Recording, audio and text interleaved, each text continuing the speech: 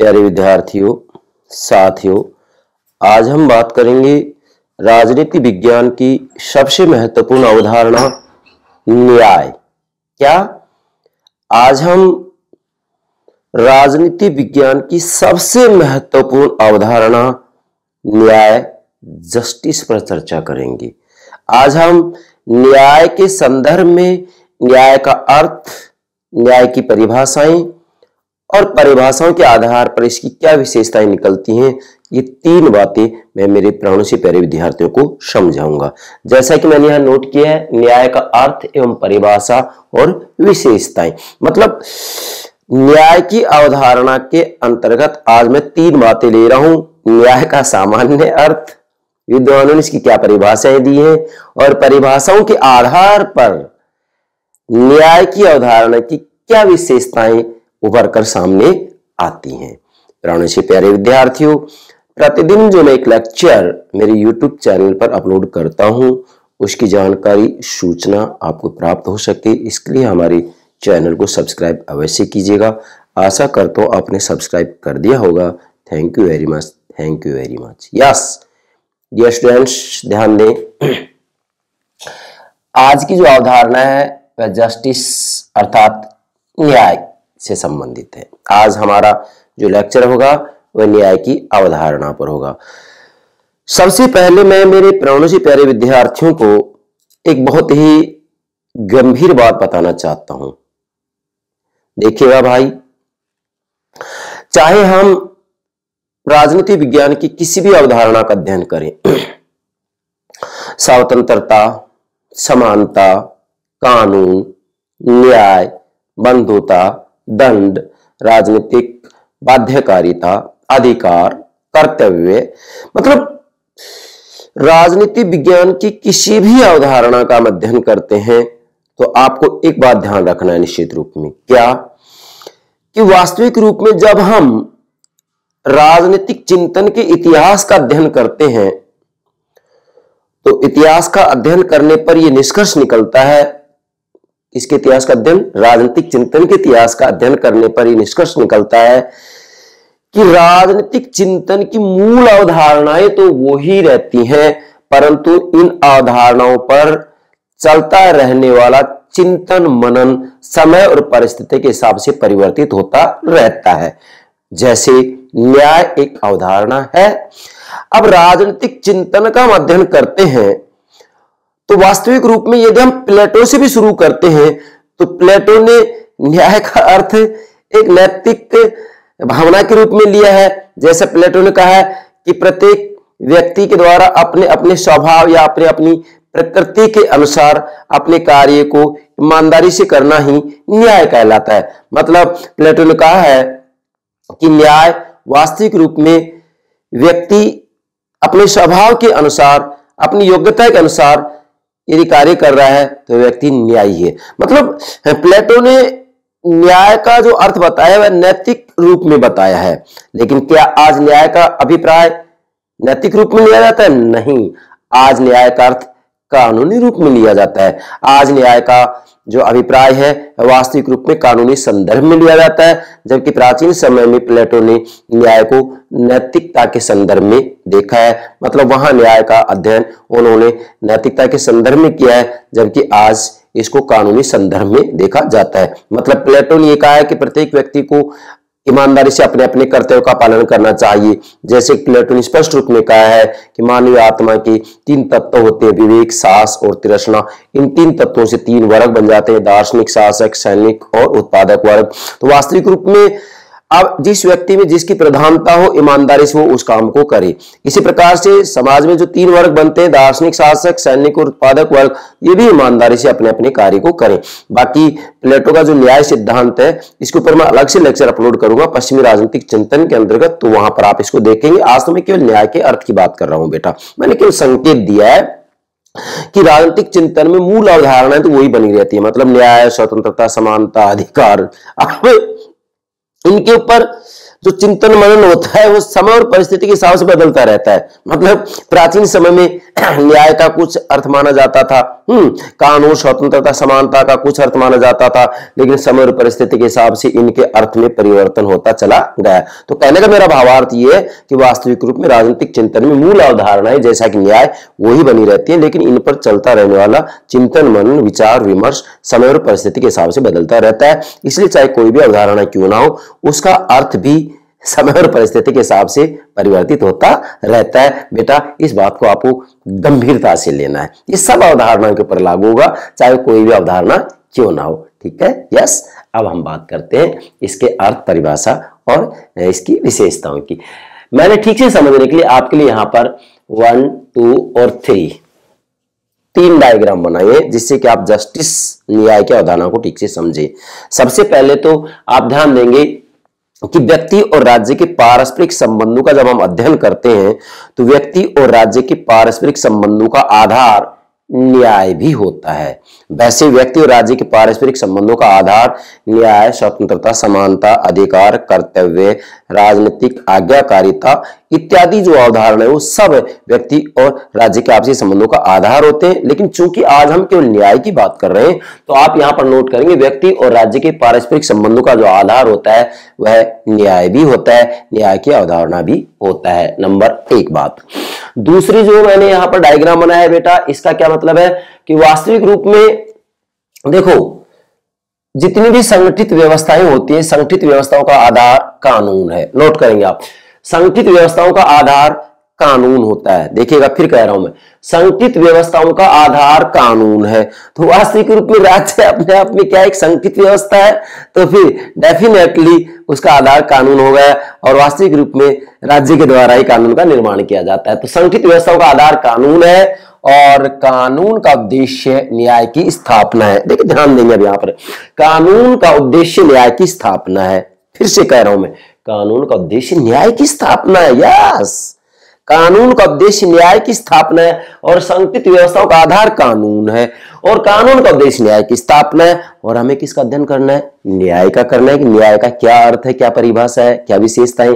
तो कानून का उद्देश्य क्या है? न्याय की स्थापना। मतलब राज्य के द्वारा कानूनों का निर्माण इसलिए किया जाता है जिससे कि समाज में न्याय की स्थापना हो, अव्यवस्था, अन्याय, अराजकता दूर हो। और इसके साथ में यहां पर वास्तविक रूप में न्याय, जैसे मैंने यहां लिखा है, न्याय, सत्य, उचित व्यवहार, नैतिकता, व्यवस्था, इनकी स्थापना हो।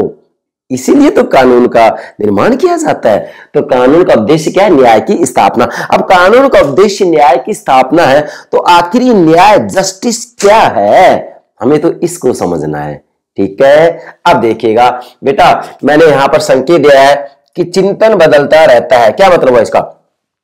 कि वास्तविक रूप में राजनीतिक चिंतन के अंतर्गत मूल अवधारणाएं तो वही होती हैं, जैसे स्वतंत्रता, समानता, न्याय, अधिकार। इनके ऊपर प्राचीन समय से ही किसी न किसी रूप में विद्वानों के द्वारा विचार किया जा रहा है, लेकिन समय और परिस्थिति के हिसाब से इसके अभिप्राय में परिवर्तन होता रहता है। जैसे प्राचीन समय में प्लेटो ने वास्तविक रूप में न्याय को नैतिक दृष्टि से देखा था। किसको दृष्टि से देखा था?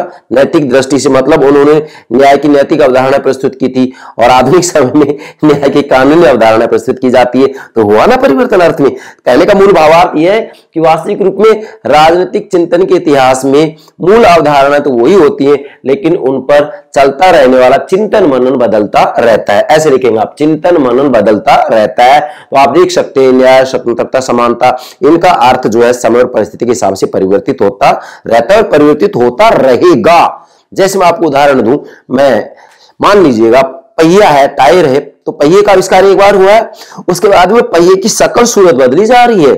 उसकी शकल सूरत जरूर बदल रही है, लेकिन पहिए का आविष्कार बार बार थोड़ी हो रहा है। पहिए का आविष्कार तो एक बार ही हुआ है, अब उसकी शकल और सूरत बदली जा रही है। मैं और उदाहरण दे सकता हूं, जैसे घर की सफाई के लिए झाड़ू का इस्तेमाल किया जाता है। तो हम यदि प्राचीन समय की बात करें तो सफाई के लिए एक सामान्य झाड़ू होती थी। उसके बाद में जैसे जैसे समय बदलता गया तो फिर झाड़ू का जो है आकार बदलता चला गया, उसका रूप बदलता चला गया। और आज यदि हम बात करते हैं तो आज झाड़ू का रूप बिल्कुल बदल गया। आज एक वैक्यूम क्लीनर आ गया है, जिससे कि घर की सफाई अच्छे से और जल्दी से होती है। तो वो झाड़ू ही, लेकिन उसका रूप बदल गया, उसकी शक्ल सूरत बदल गई। ऐसे ही न्याय, स्वतंत्रता, समानता जो अवधारणाएं होती है भाई, समय और परिस्थिति के हिसाब से इनका अर्थ बदलता रहता है। ठीक है बेटा, ये मैंने एग्जाम्पल इसलिए दिया जिससे कि मेरी प्राणों से प्यारे विद्यार्थी राजनीति विज्ञान की सभी अवधारणाओं को बेहतर तरीके से समझ सकें। यस, अब हम बात करते हैं, देखो न्याय का जब हम अर्थ समझे तो उससे पहले ध्यान रखना है कि प्राचीन समय से लेकर के और आज तक न्याय के अर्थ के संदर्भ में दो दृष्टिकोण प्रचलित है, न्याय का परंपरागत दृष्टिकोण और न्याय का आधुनिक दृष्टिकोण। मतलब ये न्याय को किस दृष्टिकोण से, किस नजरिए से देखते हैं कि आखिर ये न्याय है क्या चीज। तो न्याय का जो परंपरागत दृष्टिकोण है, ये परंपरागत दृष्टिकोण तो वास्तविक रूप में व्यक्ति के चरित्र के ऊपर बल देता है, अर्थात प्रत्येक व्यक्ति को ईमानदारी से अपने अपने कर्तव्य का पालन करना चाहिए। जैसा कि यूनान के अंतर्गत राजनीति दर्शन के जनक प्लेटो ने अपनी पुस्तक रिपब्लिक के अंतर्गत वास्तविक रूप में न्याय का जो सिद्धांत दिया है वह न्याय का सिद्धांत परंपरागत दृष्टिकोण में ही आता है, क्योंकि प्लेटो ने स्पष्ट रूप में कहा है कि प्रत्येक व्यक्ति को अपनी प्रकृति स्वभाव के अनुसार अपना अपना कार्य करना चाहिए। मतलब प्लेटो ने मानवीय आत्मा के तीन तत्व बतलाए हैं, विवेक, साहस और तृष्णा, और इन तीन तत्वों से तीन वर्ग बन जाते हैं, दार्शनिक शासक, सैनिक वर्ग और उत्पादक वर्ग। तो ये तीनों वर्ग ईमानदारी से अपना अपना कार्य करें। अगर समाज के अंतर्गत तीनों वर्ग अपना अपना कार्य कर रहे हैं तो वह राज्य न्यायी होगा।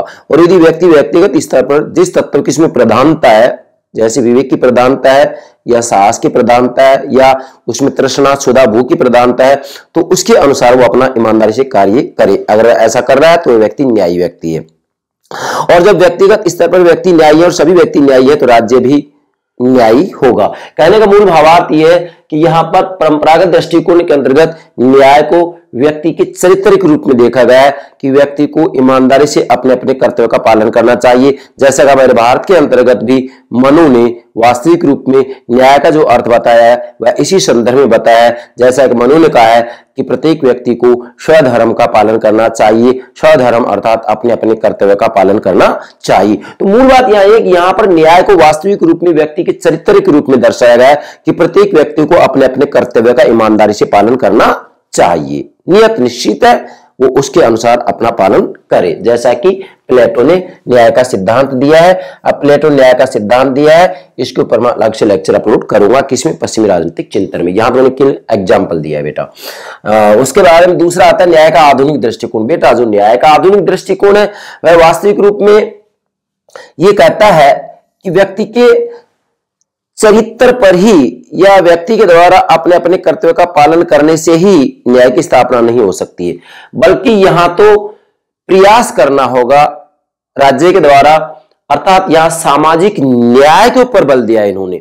और जब सामाजिक न्याय के ऊपर बल दिया है तो इससे संबंधित विद्वान विशेषकर जैसे जेरेमी बेंथम है और जे.एस. मील है। ये जेरेमी बेंथम वही है जो कि उपयुक्तवाद के जनक है, और ये जे.एस. मील वही है जिन्होंने विशेषकर अपनी पुस्तक जो लिखी थी ऑन लिबर्टी, स्वतंत्रता के ऊपर उन्होंने बहुत ज्यादा लिखा है। ऑन लिबर्टी, स्वतंत्रता के बारे में उन्होंने अपने विचार दिए।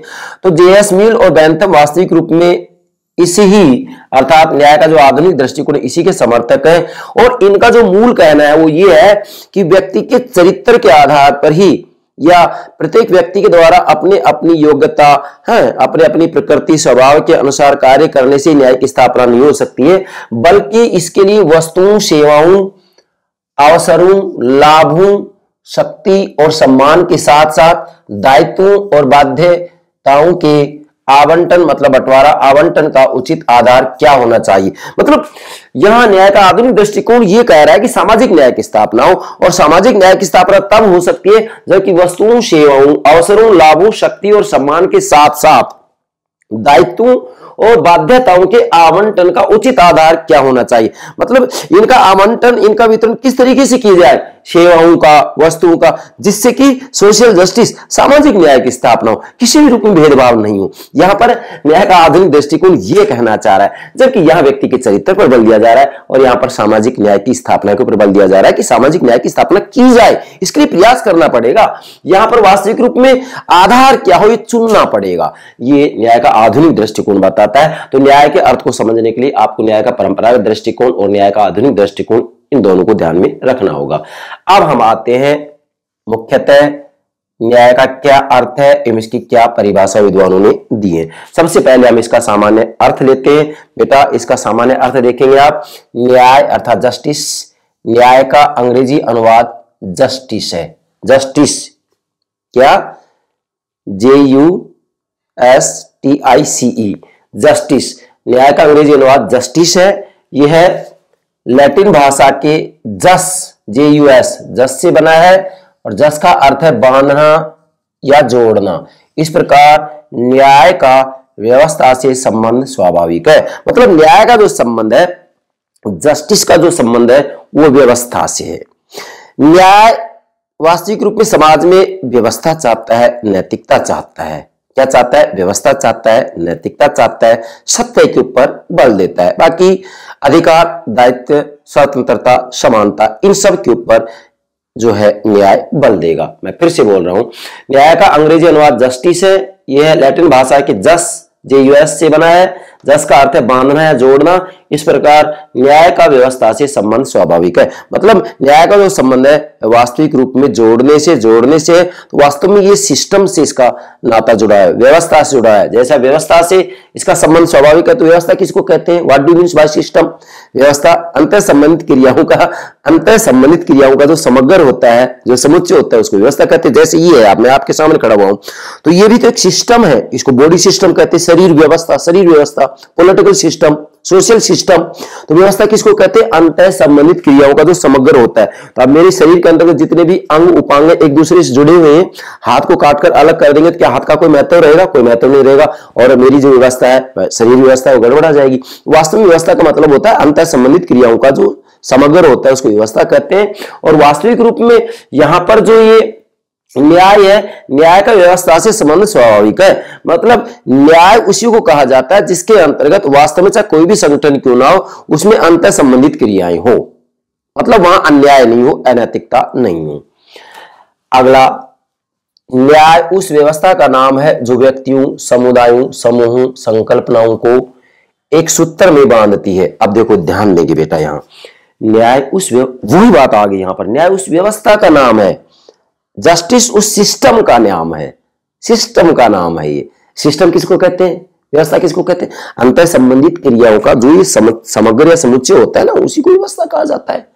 आप किसी महाविद्यालय में जाते हैं, विश्वविद्यालय में जाते हैं, तो कुछ विद्यार्थी कह देते हैं कि इस महाविद्यालय में, विश्वविद्यालय में कोई व्यवस्था नहीं है। कोई कह देता है इसमें बड़ी अच्छी व्यवस्था है। क्यों कह देते हैं आप? जहां पर अंतर संबंधित क्रियाएं हो रही है वहां व्यवस्था होती है, जहां अंतर संबंधित क्रियाएं नहीं होती वहां अव्यवस्था होती है। फॉर एग्जाम्पल, आप किसी महाविद्यालय में जाते हैं और महाविद्यालय में मुख्य द्वार पर जाते हैं, आपने पूछा कि भाई यहाँ पर जो है कला संकाय की, विज्ञान संकाय की क्लासें कहाँ किस किस रूम के अंतर्गत लग रही है, first year, second year, third year, जो भी आपको पूछना है आपको तुरंत जवाब मिल जाता है। इसका मतलब वहां पर व्यवस्था है। और अगर आपको जवाब नहीं मिलता है कि आप आगे जाइएगा, सहायक कर्मचारी से पूछे, सहायक कर्मचारी से आपने पूछा, उसने कहा कि आगे जाएगा, आप लेक्चरर से पूछे, लेक्चरर से कहा तो वो कहेगा प्राचार्य से पूछे। इसका मतलब वहां अंतर संबंधित क्रियाएं नहीं हो रही, और अंतर संबंधित क्रियाएं नहीं हो रही है तो वहां पर कोई सिस्टम नहीं है, कोई व्यवस्था नहीं है। ठीक है बेटा? तो न्याय उस व्यवस्था का नाम है जो व्यक्तियों, समुदायों, समूहों, संकल्पनाओं को एक सूत्र में बांधती है। क्योंकि व्यवस्था का अर्थ ही है, अंतर संबंधित क्रियाओं का नाम ही क्या है, या अंतर संबंधित क्रियाओं का समुच्चय ही क्या है? व्यवस्था है। तो न्याय उस व्यवस्था का नाम है जो व्यक्तियों, समुदायों, समूह, संकल्पनाओं को एक सूत्र में बांधती है। किसी व्यवस्था का बनाए रखना ही न्याय है। यस, कोई सिस्टम जो होता है, कोई भी सिस्टम हो, कोई भी व्यवस्था हो, जैसे राजनीतिक व्यवस्था की बात करते हैं हम, तो किसी व्यवस्था का बनाए रखना ही न्याय है। अगर मान लीजिएगा किसी भी क्षेत्र के अंतर्गत व्यवस्था नहीं है, जब व्यवस्था ही नहीं है तो वहां न्याय हो ही नहीं सकता। इसलिए किसी व्यवस्था का बनाए रखना ही न्याय है। मतलब अंतर संबंधित क्रियाओं को बनाए रखना ही न्याय है। अगर अंतर संबंधित क्रियाएं नहीं हो रही है तो वहां पर न्याय भी नहीं मिलेगा। इसलिए नोट करेंगे, किसी व्यवस्था का बनाए रखना ही न्याय है। चलिए आगे फिर मैंने लिखा है, न्याय की संकल्पना अंतरिक्ष में नहीं होती बल्कि समाज में होती है। अब ये भी देखना है, न्याय को समझना है तो इसका मतलब ये नहीं कि हम अंतरिक्ष में जाएंगे, हैं अंतरिक्ष लोक में जाकर के इसको समझेंगे। नहीं। न्याय की संकल्पना अंतरिक्ष में नहीं होती बल्कि समाज में होती है। और न्याय का संबंध सत्य, समानता, नैतिकता से होता है। मतलब सत्य, समानता, स्वतंत्रता, नैतिकता से होता है इसका संबंध। क्यों होता है? क्योंकि इसका संबंध समाज में है, समाज से है, अंतरिक्ष से नहीं है। इसलिए सत्य, समानता, स्वतंत्रता, नैतिकता से इसका नाता होता है। अब इसकी डेफिनेशन लेते हैं। परिभाषा नंबर 1 मैरियम, बिल्कुल इजी है, इसमें आपको ज्यादा मतलब डिफिकल्टी नहीं होनी चाहिए। मैं इस रूप में समझाऊंगा न्याय को कि जस्टिस समझने में आपको कोई परेशानी नहीं आएगी। यस, मैरियम कह रहे हैं कि न्याय उन मान्यताओं और प्रक्रियाओं का योग है, ध्यान दें बेटा, न्याय उन मान्यताओं और प्रक्रियाओं का योग है जिनके माध्यम से प्रत्येक व्यक्ति को वे सभी अधिकार तथा सुविधाएं प्राप्त होती हैं जिन्हें समाज उचित मानता है। डेफिनेटली देखो, यहां पर मैंने आपको समझाया था न्याय उस व्यवस्था का नाम है, न्याय उस व्यवस्था का नाम है या किसी व्यवस्था को बनाए रखना ही न्याय है। तो यहां वास्तव में किसी व्यवस्था को बनाए रखना ही न्याय है, तो व्यवस्था को बनाए रखना ही न्याय है। उसी संदर्भ में आप ये सारी परिभाषाएं समझेंगे कि न्याय उन मान्यताओं और प्रक्रियाओं का योग है जिनके माध्यम से प्रत्येक व्यक्ति को वे सभी अधिकार तथा सुविधाएं प्राप्त होती हैं जिन्हें समाज उचित मानता है। मतलब वास्तविक रूप में व्यक्ति को वे सभी अधिकार, देखो यहां से शुरू करेंगे, प्रत्येक व्यक्ति को वे सभी अधिकार तथा सुविधाएं प्राप्त होती हैं जिन्हें समाज उचित मानता है। प्रत्येक व्यक्ति को किसी भी रूप में कोई भेदभाव नहीं किया जाएगा। दूसरा है काहन, दूसरी परिभाषा है काहन। काहन कह रहे हैं कि न्याय का अर्थ संपूर्ण गुण तथा नैतिक आचरण के स्वीकृत ढांचे के अनुकूल आचरण से देखिएगा।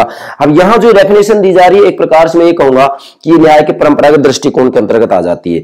न्याय का अर्थ संपूर्ण गुण तथा नैतिक आचरण, प्लेटो ने नैतिक आचरण की तो बात की है, नैतिक आचरण के स्वीकृत ढांचे के अनुकूल आचरण से है।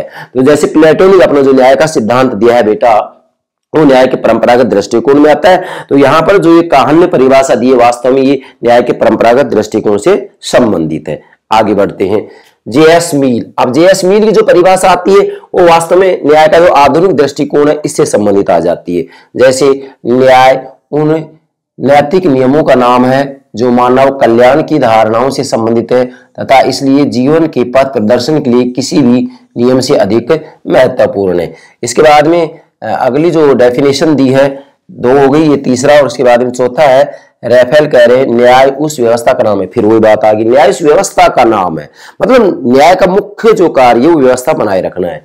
न्याय उस व्यवस्था का नाम है जिसके द्वारा व्यक्तिगत अधिकार की भी रक्षा होती है और समाज की मर्यादा भी बनी रहती है। देखो ध्यान देंगे यहाँ पर, न्याय उस व्यवस्था का नाम है जिसके द्वारा व्यक्तिगत अधिकार की भी रक्षा होती है, व्यक्ति को जो अधिकार दिए जाते हैं व्यक्तिगत अधिकार की भी रक्षा होती है और समाज की मर्यादा भी बनी रहती है। मतलब समाज अपनी मर्यादा में रहता है और इसी के साथ में व्यक्तिगत अधिकार की भी रक्षा होती है। व्यक्तिगत अधिकार और समाज की मर्यादा वास्तविक रूप में न्याय के माध्यम से बनी रहती है, इसलिए न्याय एक प्रकार से एक व्यवस्था का ही नाम है। ये किसने कहा है? रैफेल ने कहा है।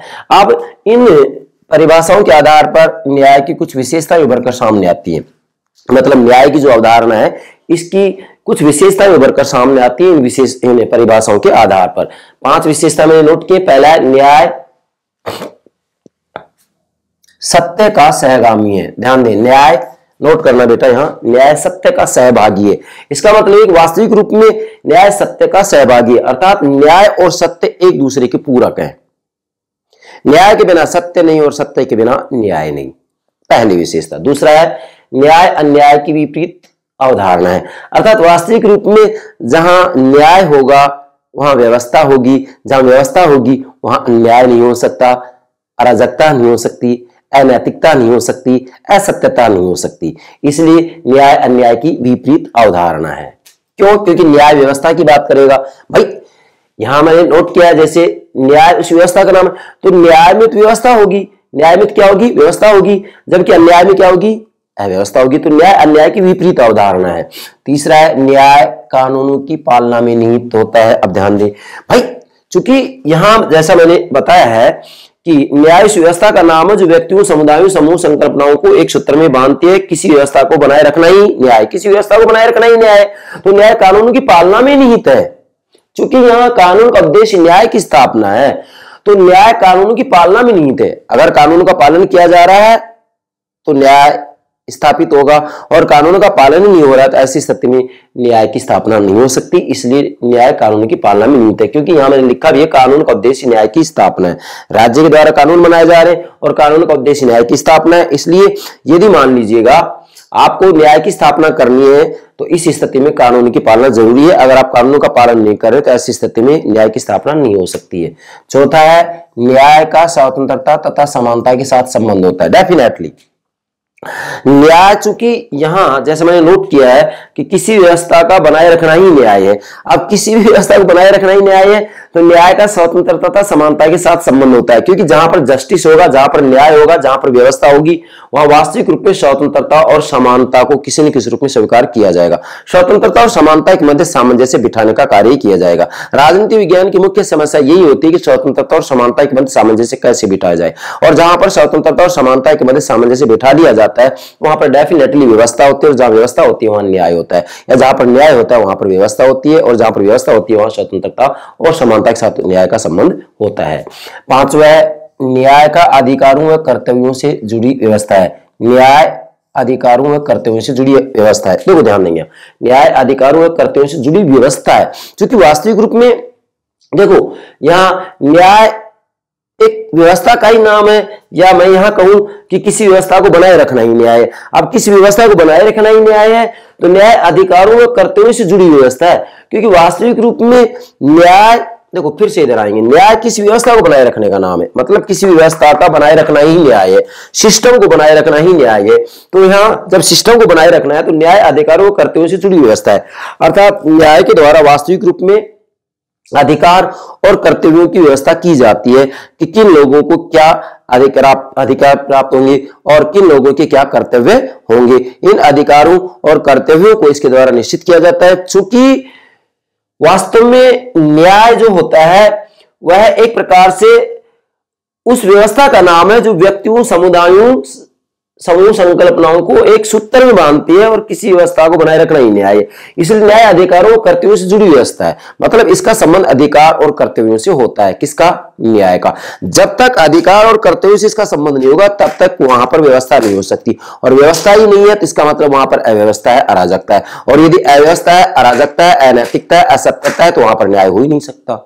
इसलिए न्याय अधिकारों और कर्तव्यों से जुड़ी व्यवस्था है। ये 5 विशेषताएं मैं इन परिभाषाओं के आधार पर बताई हैं न्याय की। तो आशा करता हूं यहां तक आप ठीक से समझ गए होंगे।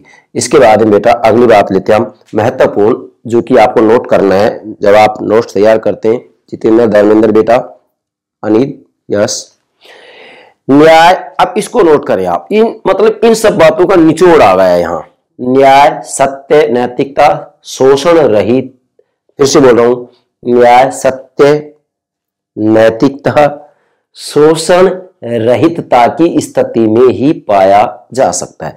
मतलब न्याय उस स्थिति में पाया जाएगा जहां पर सत्य का अनुकरण किया जा रहा हो, नैतिकता का अनुकरण किया जा रहा हो, और जहां पर किसी भी रूप में कोई शोषण नहीं हो रहा हो। इसलिए न्याय, सत्य, नैतिकता, शोषण रहितता की स्थिति में ही पाया जा सकता है। अगला, अब न्याय का जो अर्थ लेते हैं तो न्याय के अर्थ के 2 पहलू हैं। न्याय का अर्थ एक पहलू और इसके बाद में इसका दूसरा पहलू हो गया।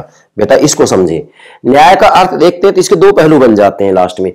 अर्थ का एक पहलू है कि लोगों के बीच व्यवस्था की स्थापना पर जोर देना, मतलब न्याय के अर्थ का पहला जो पहलू होता है कहता है कि लोगों के बीच, व्यक्तियों के बीच में व्यवस्था की स्थापना पर जोर दिया जाए। और दूसरा जो पहलू वो कह रहा है कि अधिकारों, कर्तव्यों को बनाए का यत्न करना। फिर से बोल रहा हूं मैं, अधिकारों, कर्तव्यों को बनाने का यत्न करना। समझ रहे बेटा? फिर से बोल रहा हूं, दूसरा पहलू अधिकारों, कर्तव्यों को बनाने का यत्न करना, प्रयत्न करना, ये इसका दूसरा पहलू है। मतलब अधिकारों और कर्तव्यों को बनाने का यत्न करना, ये न्याय के अर्थ का दूसरा पहलू। तो न्याय के अर्थ को ठीक से समझना तो आप इन 2 पहलुओं के आधार पर भी समझ सकते हैं। इसके बाद में यह हमें नोट किया इसका निष्कर्ष, अर्थात न्याय का अर्थ, परिभाषा और विशेषताओं को जब हम समझ जाते हैं तो इन तीनों के आधार पर इसका निष्कर्ष क्या निकलेगा, ध्यान दें। इसका निष्कर्ष है कि न्याय के अर्थ में, सामान्य अर्थ में, जैसे मैंने यहाँ कहा, न्याय उस व्यवस्था का नाम है, या न्याय की संकल्पना अंतरिक्ष में नहीं होती बल्कि समाज में होती है। न्याय का संबंध सत्य, समानता, नैतिकता, स्वतंत्रता से होता है। ठीक है बेटा? तो इस रूप में लेंगे इसको। न्याय के अर्थ में दायित्व, सुविधाएं, अधिकार, व्यवस्था, नैतिकता, न्याय भावना, सत्य, उचित व्यवहार आदि के तत्व समाहित होते हैं। बहुत महत्वपूर्ण बात है। मतलब न्याय के अर्थ में जब हम जस्टिस का अर्थ लेते हैं तो इस जस्टिस या न्याय के अर्थ के अंतर्गत वास्तविक रूप में ये सारे तत्व समाहित हो जाते हैं न्याय के अर्थ में। इसलिए मैंने कहा राजनीतिक विज्ञान की सबसे महत्वपूर्ण अवधारणा है न्याय।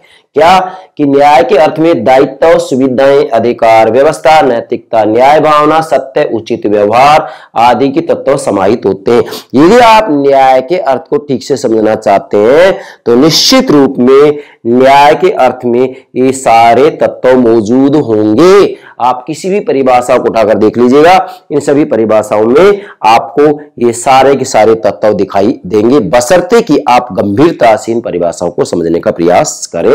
ये न्याय की अवधारणा के अर्थ का, परिभाषा का निष्कर्ष होगा। तो मुझे विश्वास है आप न्याय की अवधारणा का अर्थ, परिभाषा और विशेषता, ये तीन बातें ठीक से समझ गए होंगे।